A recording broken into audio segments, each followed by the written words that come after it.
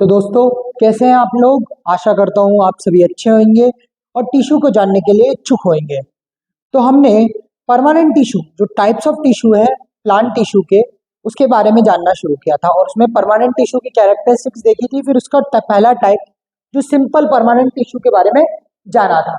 Simple permanent tissue वो tissue होते हैं जो जिनका ओरिजिन सेम होता है, वो सेम सेल से बनते हैं और उनका स्ट्रक्चर और फंक्शन दोनों ही सेम होता है। फिर हम बात करेंगे आज के वीडियो में types of simple permanent tissue. देखिए, मेनली तीन टाइप के टिश्यू होते हैं simple permanent tissue: parenchyma, collenchyma and sclerenchyma. तो आज हम पहले टिश्यू की बात करेंगे जो है parenchyma tissue. Parenchyma tissue parenchyma जो टिश्यू होता है वो परमानेंट टिश्यू का most simple, fundamental and unspecialised tissue होता है। तो पहला पॉइंट जो पेरेन्काइमा टिश्यू में आप लिखेंगे वो है, it is most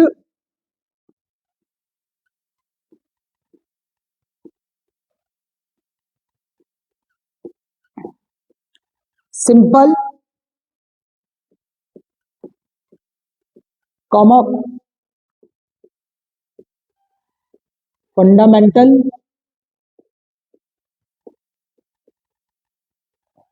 and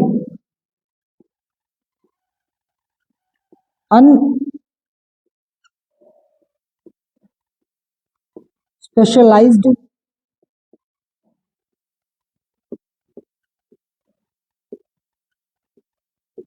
permanent tissue. ये सबसे सिंपल, फंडामेंटल और अनस्पेशलाइज्ड परमानेंट टिश्यू होता है। अब ये देख सकते हैं, ये एक सिंपल परमानेंट, ये एक पेरेन्काइमा है। ये पेरेन्काइमा की जो सेल्स है उनके बीच में इंटर जो मॉलिक्यूलर स्पेस होता है, इंटर सेलुलर स्पेस होता है, वो बहुत ज्यादा होता है इन कंपैरिजन ऑफ। अगर हम कंपेयर करें तीनों types of simple permanent tissue की, चाहे वो पेरेन्काइमा हो, कोलेनकाइमा हो और स्क्लेरेन्काइमा हो, तीनों में सबसे ज्यादा अगर इंटर सेलुलर स्पेस की बात की जाए तो वो किसमें होता है? पेरेन्काइमा के अंदर। तो inter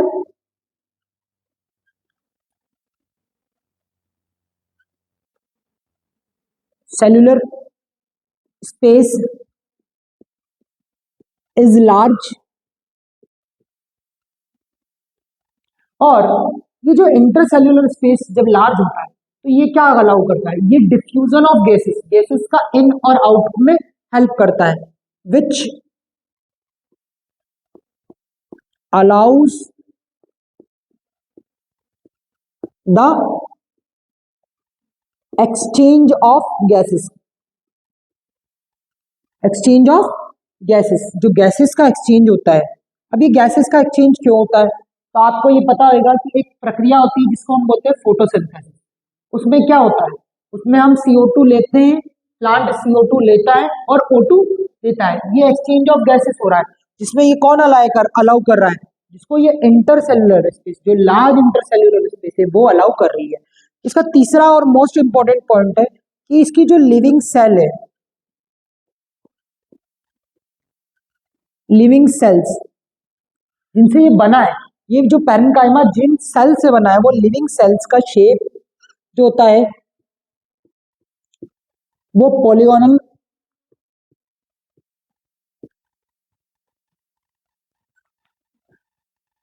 rectangular,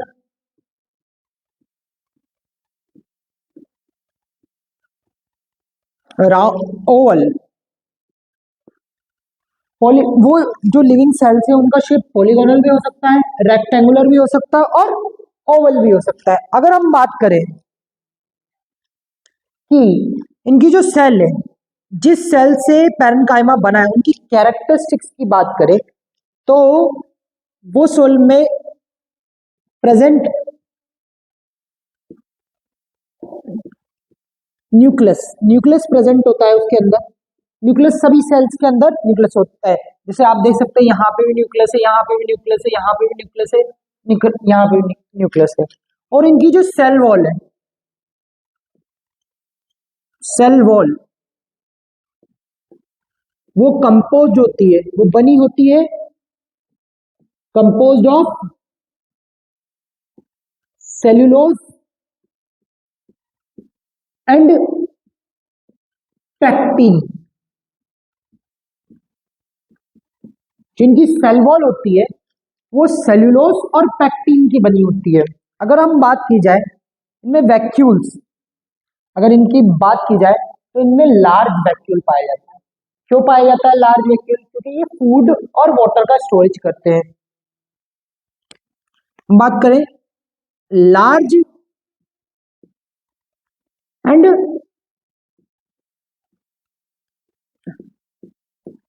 centrally located vacuole for food and water storage. तो हमने जाना ना पैरेन्काइमा के बारे में। पैरेन्काइमा होता है most simple fundamental unspecialised permanent tissue. अगर इसकी बात करें तीनों के कंपैरिजन में जो इंटरसेल्युलर स्पेस होती है वो सबसे ज्यादा पैरेन्काइमा में होता है। और ये क्या अलाउ करता है? Exchange of gases, CO2 O2 का एक्सचेंज वो अलाउ करता है। ये लिविंग सेल होता है जिसका जो लिविंग सेल जिनसे ये बनता है उसका शेप पॉलीगोनल भी हो सकता है, रेक्टेंगुलर भी हो सकता है, ओवल भी हो सकता है। अगर इन जिन सेल से पैरेन्काइमा बना है उनकी कैरेक्टरिस्टिक्स की बात की जाए तो सब में न्यूक्लियस प्रेजेंट होता है और उनकी जो सेल वॉल होती है वो बनी होती है, किसकी बनी होती है? सेल्यूलोज और पैक्टिन की। किसकी बनी होती है? सेल्यूलोज और पैक्टिन की।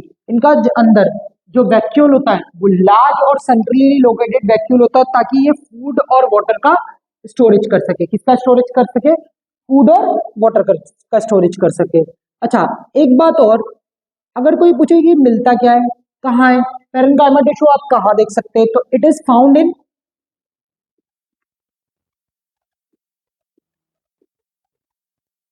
Pulp of fruit. जो आपने मैंगो खाया होगा या कोई भी चीज, उसका जो गूदा कहलाता है, जो फ्लैशी पार्ट होता है उसके अंदर पैरेन्काइमा पाया जाता है। एक मीजोफाइल्स,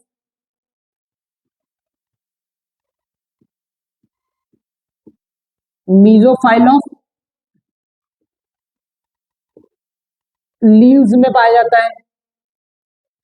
जो लीफ की मीजोफाइल होती है, मतलब जो फोटोसिंथेसिस की प्रक्रिया में जहां पे क्लोरोप्लास्ट प्रेजेंट होता है उन सेल को हम मीजोफाइल बोलते हैं, उनमें ये पाया जाता है। और तीसरा एंडोडर्म ऑफ सीड्स, सीड्स के एंडोडर्म में पाया जाता है। पैरेन्काइमा कहाँ कहाँ पाया जाता है? तो pulp of fruit, mesophyll of leaves and endoderm of seeds में पाया जाता है। अगर हम बात करें, ये तो बात होगी, देखिए मेनली पैरेन्काइमा के भी दो प्रकार होते हैं, उनके बारे में बात करते हैं हम।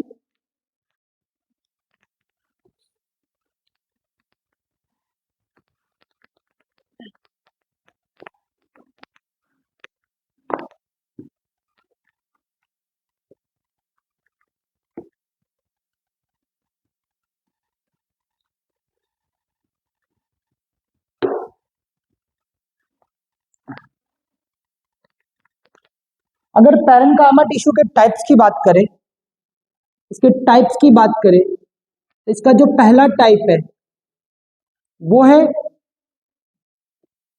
क्लोरेन्काइमा।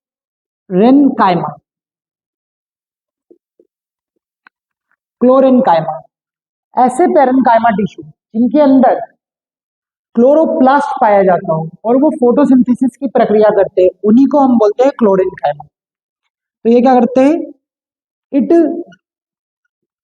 Have chloroplast and perform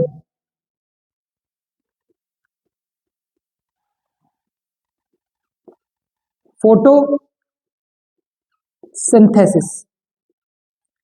photosynthesis की प्रक्रिया ये परफॉर्म करते हैं। फोटोसिंथेसिस वो प्रक्रिया होती है जिससे पेड़ अपना खाना बनाते हैं with the help of sunlight and in the presence of sunlight and chlorophyll. तो क्लोरेन्काइमा वो टिश्यू होता है जिसके अंदर क्या पाया जाता है? क्लोरोप्लास्ट पाया जाता है और वो कौन सी प्रोसेस को परफॉर्म करते हैं? फोटोसिंथेसिस। तो आप इससे ये कह सकते हैं कि जो फूड का सिंथेसिस है, प्लांट की जो फूड का सिंथेसिस है, उसमें कौन हेल्प करता है? क्लोरीन काइमा। तो it help in the food synthesis of plant, तो प्लांट के फूड के सिंथेसिस के में हेल्प करता है। दूसरा जो आता है टाइप ऑफ पैरेनकाइमा टिश्यू, वो है aerenchyma. Aerenchyma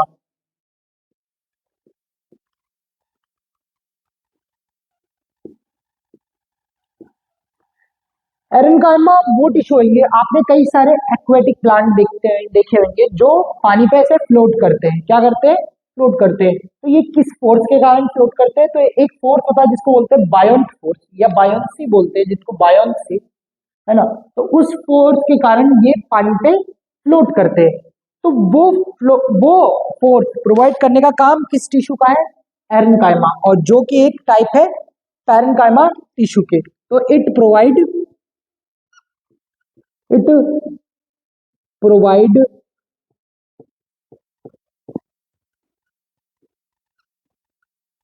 बायोंट force to the aquatic plant. तो एक्वेटिक प्लांट को जो बायोंट फोर्स प्रोवाइड करने का काम किसका है? एरेनकाइमा टिश्यू का है। तो हमने आज के वीडियो में जाना पैरेनकाइमा टिश्यू के बारे में। पैरेनकाइमा टिश्यू क्या होता है? Most fundamental, simple and unspecialised permanent tissue. ये आपकी पहली लाइन होगी। फिर टाइप्स ऑफ, फिर हमने उसकी कैरेक्टरिस्टिक्स देखे कि इंटरसेलुलर स्पेस की बात की जाए तो in comparison of collenchyma and sclerenchyma, सबसे ज्यादा जो इंटरसेलुलर स्पेस होती है वो किसमें होती है? पैरेनकाइमा टिश्यू की। फिर हमने जाना है कि जो लिविंग सेल जिनसे पैरेनकाइमा बनता है वो क्या होते हैं? वो ओवल, राउंड और इन सब स्ट्रक्चर के हो सकते हैं। फिर हमने बात करी कि सेल्स उसमें कैसे होते हैं। एक सेंट्रली लार्ज वैक्यूल होता है, जो लार्ज वैक्यूल होता है और वो क्या करता है? फूड और वाटर का स्टोरेज करता है। न्यूक्लियस सब में प्रेजेंट होता है। जो इसकी सेल वॉल होती है वो किसकी कंपोज होती है? वो सेलुलोज और पैक्टिन की बनी होती है। फिर हमने टाइप्स ऑफ पैरेनकाइमा टिश्यू की बात करी। पहला होता है क्लोरेनकाइमा, जिसके अंदर क्लोरोप्लास्ट होता है और वो food synthesis by the process of photosynthesis करता है। फिर हमने बात करी एरेनकाइमा। एरेनकाइमा एक्वेटिक प्लांट को क्या करता है? बायोट फोर्स प्रोवाइड करता है, जिसके कारण वो वाटर में क्या कर सके? फ्लोट कर सके। तो ये तो बात हुई पैरेनकाइमा टिश्यू की। आई होप आपको ये सब समझ में आया होगा। और ये इसके आगे हम आने वाले वीडियो में टिश्यू के बारे में, सिंपल परमानेंट टिश्यू के दो और टाइप, कोलेनकाइमा, स्क्लेरेनकाइमा, इनके बारे में जानेंगे। तब तक के लिए गुड बाय, और please like the video and subscribe the channel. Thank you very much.